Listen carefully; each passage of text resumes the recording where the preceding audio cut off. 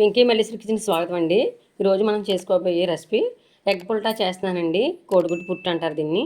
Egg పుల్టా చేస్తున్నాను. దానికి కావాల్సిన ఇంగ్రీడియంట్స్ చెప్తున్నానండి. 5 గుడ్లు తీసుకున్నాను. మీడియం సైజు ఉల్లిపాయలు 2 కట్ చేసుకున్నానండి. 3 పచ్చిమిర్చి పొడవుగా చీరుకున్నాను.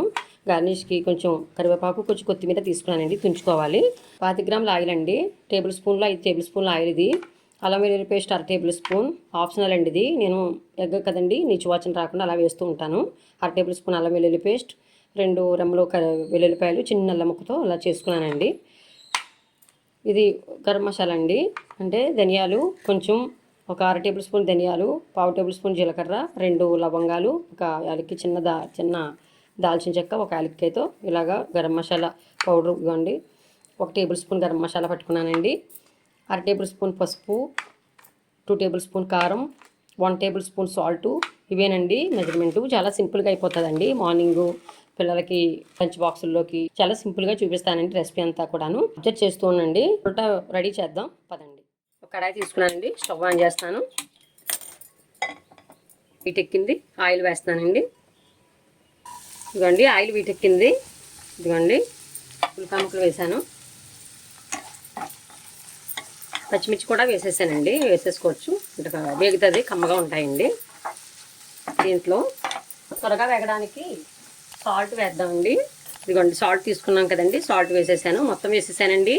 ఇది పక్క మెజర్మెంట్లు అండి. వీడియో అంతా కూడా ఏ వీడియో చేసినా పక్క మెజర్మెంట్లతో వస్తుందండి. నేను అన్నీ కూడా అనుభవం మీద మీకు కరెక్ట్ మెజర్మెంట్లు ఇచ్చేస్తున్నానండి. అస్తమాటు చేసేవే కదండి ఇవి.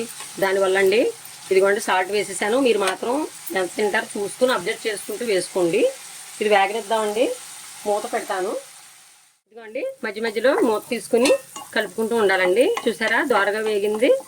ఇదిగోండి ఎక్కువ వేగనివ్వద్దు, ఇలాగా దోరగా వేపుకోండి, బాగుంటుంది. పసుపు వేసాను. అల్లం వెల్లుల్లి పేస్ట్ వేసాను. ఇద్దామండి పచ్చివాసన పోయే వరకు.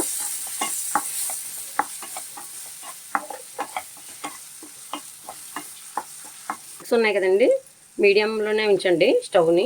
ఎగ్స్ని శుభ్రంగా కడుక్కుని నీట్గా పక్కన పెట్టుకున్నాను. దీంట్లో కొట్టకండి, పెంకులు అవి పడతాయి. చూసుకుంటూ ఉండాలండి, పెంకులు వెళ్ళిపోతాయి. ఎగ్ని అలా వేయలేమనుకుంటే ఒక బౌల్లో ముందు చేసుకుని పెంకులు వెళ్లకుండా వేసుకోండి. పెంకులు వెళ్లకుండా అలా వేసుకోవాలి. ఇదిగోండి మూత పెట్టాం కదా, ఇది కలపకండి. వేసాం కదా, ఇది కలపొద్దు. ఇలా ఉంచుకుందాము. అంటే ఏ విధంగా తయారు చేస్తున్నానో చూపిస్తాను. చిన్నవిగా చేయొద్దండి. మధ్య మధ్యలో ఎలా కలుపుకుండండి. కొంచెం స్లోలోనే పెట్టానండి అంతా కూడాను. పుల్టా ఉంది కదా, ఇదిగోండి ఇప్పుడు దీన్ని ఇదిగోండి ఇలా కదుపుకుందాం. అడుగు పట్టకుండా బాగా స్లోలో పెట్టానండి. చూసారా ఇక్కడ అడుగు అన్నది లేదు. అదిగోండి అలా కలుపుకుందాం. స్టవ్ మాత్రం బాగా మీడియంలోనే ఉంచుకోండి, అప్పుడే ఇలాగా తయారవుతుంది. ముక్కలుగా బాగా చిన్నగా చేసేసిన పుల్టా బాగా రాదండి, బాగోదండి. ఇలాగైతేనే చాలా టేస్టీగా ఉంటుంది. మా అత్తయ్య గారి దగ్గర నేర్చుకున్నానండి. ఇలాగా ఆవిడ ఎలా చేసేవారు అనమాట. నాకు కూడా ఇలాగ ఇష్టం. అమ్మ చేసేవారు. ఆ టైప్లో కూడా వేరేగా చూపిస్తానండి. ఇప్పుడు దీంట్లో వేగిందండి. ఇదిగోండి బాగా వేపుకోవాలి. చూసారా దోరగా వేగింది. ఇదిగోండి ఇలాగా వేపుకోవాలి. కారం ఉంది కదండి, ఇప్పుడు వేయండి కారం. గరం మసాలా ఉంది కదా, గరం మసాలా వేసాను. ఇదిగోండి కరివేపాకు ఉంది కదండి, దీంతో వేపిందాం. ఇలా పెద్ద ముక్కలు ఇష్టం లేని వారు మామూలుగా చిన్నగా కూడా చేసుకోవచ్చండి. ఉల్లిపాయ ఒకటండి, ఆనియన్స్ ఎక్కువ వేయొద్దు. దీంట్లో టమాటా కానీ ఏం కలపొద్దండి. ఎగ్ పుల్టా ఇది ఒరిజినల్గా ఇలాగండి, సేమ్ ఇలా చేసుకోవాలి. చాలా టేస్టీగా ఉంటుందండి. దీంట్లో రసం పెట్టుకుని తినేస్తే అయిపోతుంది రైస్లో. చాలా బాగుంటుందండి. పుల్కాకి కానీ పరోటాకి కానీ ఇలా చాలా బాగుంటుందండి. చూసారా ఏ మాదిరిగా అనిపిస్తుందో అలా ఉండాలండి. దుల్లుగా మంటని స్లోలోనే పెట్టుకున్నాను స్టవ్ని. వేసిన వెంటనే కలిపేయకండి. మీకు అదే వేసిన వెంటనే కలపకుండా స్టవ్ చిన్న స్పీడ్లో పెట్టుకుంటే మనకి అంతా కూడా పర్ఫెక్ట్గా రెడీ అయిపోతుందండి. కింద మాడకుండా చూసుకోండి. సాల్ట్ చూద్దామండి ఇప్పుడు. కారం సాల్ట్ అన్నీ కూడా మొత్తం సరిపోయండి. మాకు మొత్తం అంతా ఇదేనండి. మార్నింగ్ బ్రేక్ఫాస్ట్లకు కూడా లంచ్ బాక్సుల్లోకి త్వరగా అయిపోతుందండి. ఇప్పుడు కొత్తిమీరతో గార్నిష్ చేసేద్దామండి. ఇంకోండి కొత్తిమీర తీసుకున్నాం కదా, ఇలా వేసుకోండి. కొత్తిమీర అవి తినలేని వారు కూడా స్కిప్ చేసుకోవచ్చండి. పిల్లల కరివేపాకు అవి ఇష్టపడకపోతే.